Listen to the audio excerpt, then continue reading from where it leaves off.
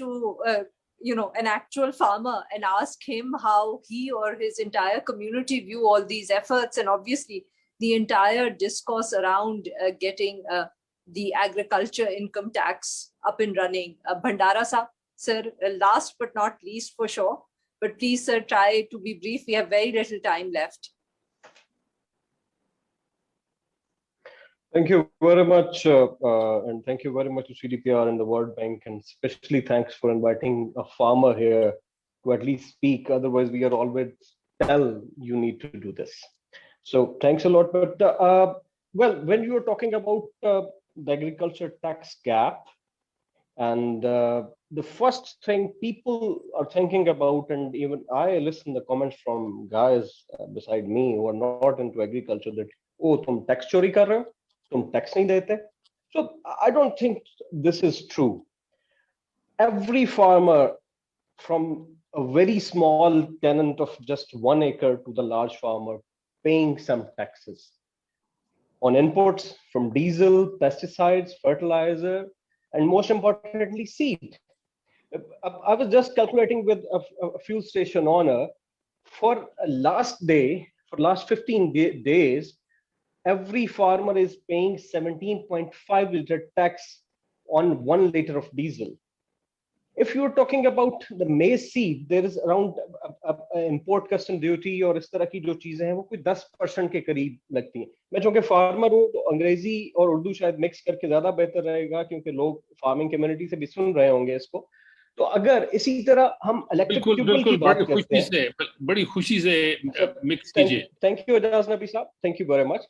अगर आप electric tubewell की बात करते हैं तो मेरा जो पिछले महीने का ट्यूबवेल का बिल था उसमें एक इलेक्ट्रिसिटी की यूनिट की जो पावर कॉस्ट थी वो 7.5 रुपीज थी.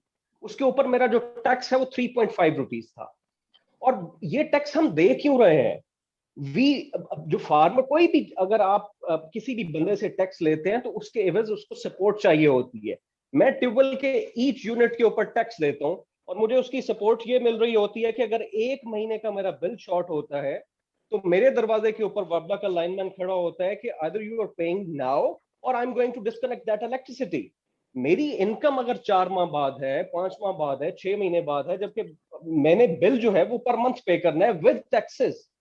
सेम एज विद अगर आप फर्टिलाइजर की बात करते हैं तो एनुअली जो आपकी फॉस्फोरस फर्टिलाइजर वो 450 से वो 500 बिलियन रुपीस की पता चलती है कुछ रिसोर्सेज से. उसके ऊपर 2% अगर टैक्स है तो वो 9 बिलियन रुपीस, 9 अरब रुपए टैक्स फार्मर पे कर रहा होता है. लाइफ स्टॉक और डेयरी की बात हो रही है, एंड वेरी हैप्पी कि prime minister of Pakistan is himself जो बहुत अच्छा सोच रहे हैं कि डेयरी के ऊपर काम किया जाए. तो केपी में जहां पे या उन एरियाज के अंदर जहां पे चारा उगाया नहीं जा सकता वहां पे साइलेज को प्रमोट किया जा रहा है.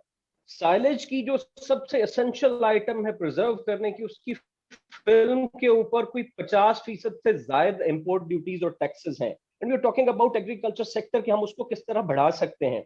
सिमिलरली अगर आप हमारे स्मॉल फार्मर्स के पास बहुत से टूल्स नहीं है एग्रीकल्चर के, बहुत से ऐसे लोग हैं जिनके पास ट्रैक्टर्स भी अवेलेबल नहीं है. अगर किसी के पास कोई पैसा है और वो आप सर्विस प्रोवाइडर बनना चाहता है तो उसको अगर वो सर्विस प्रोविजन देता है वहां पे तो उसको कोई तकरीबन 27% जीएसटी और इनकम टैक्स की मद में देना पड़ता है. जबकि अगर वही पैसा वो कंस्ट्रक्शन में लगाता है तो उसको बहुत सी छूट मिल जाती है.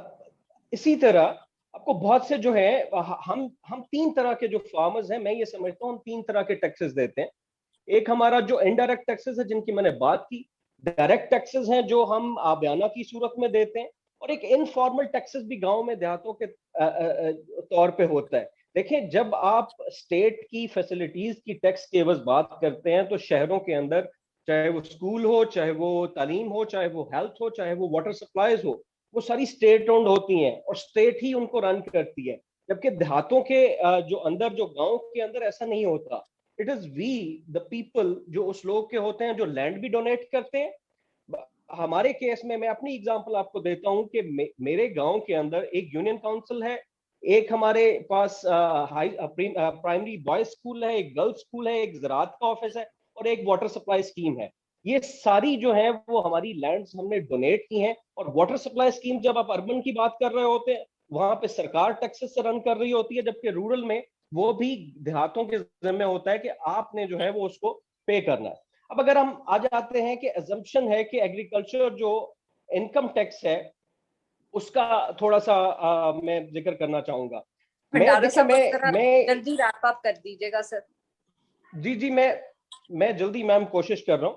دیکھیں میرے کچھ سوالات بھی ہیں نا کہ اگر آپ ایگریکلچر کی انکم ٹیکس لگانا چاہ رہے ہیں, پچھلے سال گندم کا ریٹ جو سرکاری تھا وہ 1400 روپے تھا. مجھ سے اسسٹنٹ کمشنر صاحبان کی مدد سے 1400 روپے میں گندم خرید لی گئی. ٹھیک ایک مہینے کے بعد وہی گندم 2000 کو ٹچ کی. سملرلی اس سال میں 1800 روپے سرکاری ریٹ تھا, اب 1700 روپے میں منڈی میں جا کے بکی. آپ کون سی انکم کو ٹیکس کر رہے ہوں گے وہاں جا کے؟ آپ کو سب سے بڑے مسائل آئیں گے, آپ کی ڈاکومنٹیشن نہیں ہے. آپ فارمرز کے پیچھے بھاگنے کی بات کر رہے ہیں. You are not actually looking into the agriculture marketing system. ہمارا تو انفارمل سسٹم ہے, ہمارا تو چھوٹا فارمر جو ہے وہ بیچارہ جا بھی نہیں سکتا. سب سے بڑے مسائل ہیں کہ وہ آپ اپنی جو اس طرح کے ٹولز اس کے پاس اویلیبل ہیں. میں تو پڑھی لکھی بات کر رہا ہوں, انگریزی بھی سمجھ سکتا ہوں, انگریزی بول بھی سکتا ہوں. ہمارے زیادہ تر فارمر ایسے ہیں, وہ بڑے فارمر ہونے کے باوجود جو ہے وہ پڑھے لکھے نہیں ہیں. وہ آپ کو ٹیکس ریٹرنز کس طرح جمع کروائیں گے؟ آپ ان کو تو انکم کا نہیں پتا, انکم ٹیکس آپ ان کو کس طرح لے کے چلیں گے؟ میرے خیال کے مطابق اگر آپ ایگریکلچر کی ویلیو چین کو اکاؤنٹیبل کر لیتے ہیں, آپ اگر ایگریکلچر جو منڈی کے اندر بیٹھا ہوا ہے, دیکھیں ایگریکلچر جو آپ کی مارکیٹ کمیٹیز ہیں, جھگڑا صاحب سن رہے ہیں, ہی بیٹر نو کہ پنجاب میں کیا ہو رہا ہے اور کیا ہوتا چلا آیا ہے. ایگریکلچر کی جو مارکیٹ کمیٹیز ہیں وہ اسی طرح پرفارم کر ہی نہیں رہی, کیونکہ ان کے جو چیئرمین ہیں وہ ہمیشہ سے ارریلیونٹ لوگ لگائے جاتے ہیں. ان کو آپ سیاسی کہہ لیں یا جو بھی کہہ لیں. تو جب آپ کا دیکھیں 10 فارمرز کے پیچھے جانے سے بہتر ہے کہ ایک آڑتی کے پاس چلے جائیں, ایک مڈل مین کے پاس چلے جائیں, اس کے رول کو لمٹ کر دیں. I'm not talking about the elimination of the role of the middleman. دیکھیں تمام کھاتے آپ کو مڈل مین کے پاس مل جائیں گے, اور میرے خیال میں وہیں سے آپ کی ٹیکس کی جو معاملات ہیں وہ بھی درست ہو جائیں گے. Okay, so I think with that, let me bring today's discussion to a close. It's been a fascinating discussion. We will summarize the main points that came out of this discussion and share it with the participants and with the panelists. Thank you very much. Actually, I've given very less time, although I was the most important stakeholder as a farmer. I completely agree talking with about you. The agriculture tax. I just want to quickly suggest 2-3 things. If you're talking about tax collection, I'd like to suggest Jhagda Saab sitting here. You can talk to the Prime Minister to take youth on board. Just look at your youth council. There is no farmer, young farmer, no rural area guy there to tell what actually those people are thinking about. If you're talking about tax collection from the agriculture sector and particularly farmers' income, you need to invest in your youth, because they are no more interested in the agriculture sector due to whatever reasons.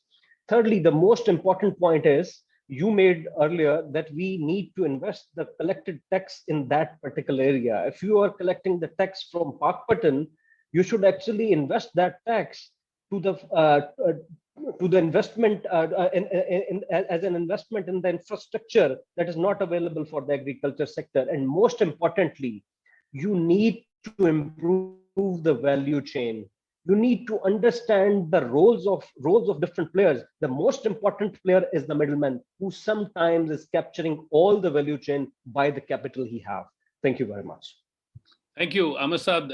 You have raised extremely good points. We are also seeing in some of the research that's being done in the property tax area that when you combine improvement in service delivery with property taxes, the willingness to pay the tax increases substantially. So I think the same thing goes here, and Bhandara Sahab has very eloquently pointed out the importance of that. And I really think, I mean, whenever I talk to farmers, they say, listen, the urban consumer cries because prices are going up.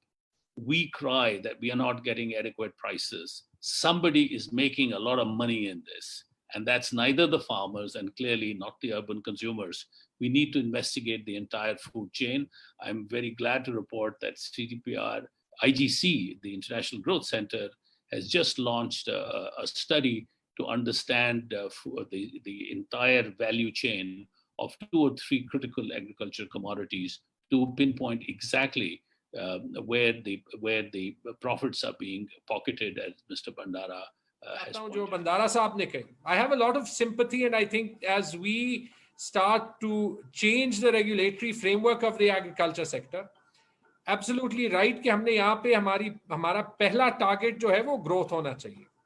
But honestly, I think whatever segment of the economy I have talked to, whether as a politician or whether before that as a technocrat, everyone keeps saying ہم اگر یہ tax نہیں دیتے یہ تو دیتے. I think the fact is کہ ہمارا ٹیکس ٹو GDP 10% ہے, وہ ہے, and that is significantly lower than it needs to be, and that is something that we need to address.